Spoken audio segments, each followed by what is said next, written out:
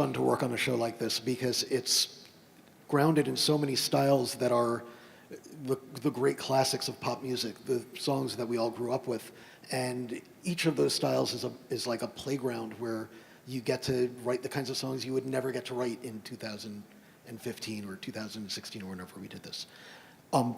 When Alan and I sat down after they had begun the score, and we sort of said, okay, now that we're looking at this from a theater point of view, what's the sort of unifying idea?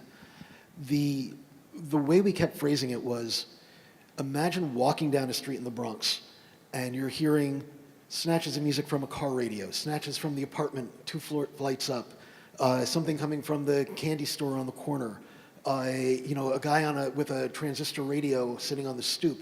What would it feel like walking down the street and getting all those different snatches of music from all those different sources? And that's what we were trying to recreate, that sense of almost a neighborhood of music that mirrored the neighborhood that the story is taking place in. To make that work, the songs have to feel authentic to the period and to the styles, and Alan is the master of nailing styles. And all you have to do is tell him what realm you want to be in, and he will give you the most nuanced version of whatever that style is, making it sound exactly like what you remember and exactly like nothing that you remember. For me, the fun is all of those styles have their own lyrical style as well.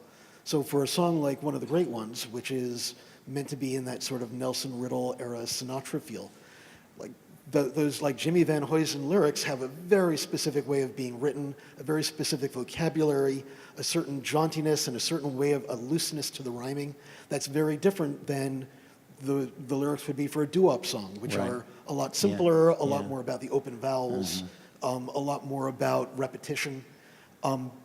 There's another song called Nikki Machiavelli, which is written in a sort of Bobby Darin style. And again, there's a very specific way to make the words work and to make the rhymes work and to make the vowel sounds work. That, for me, that's just dessert.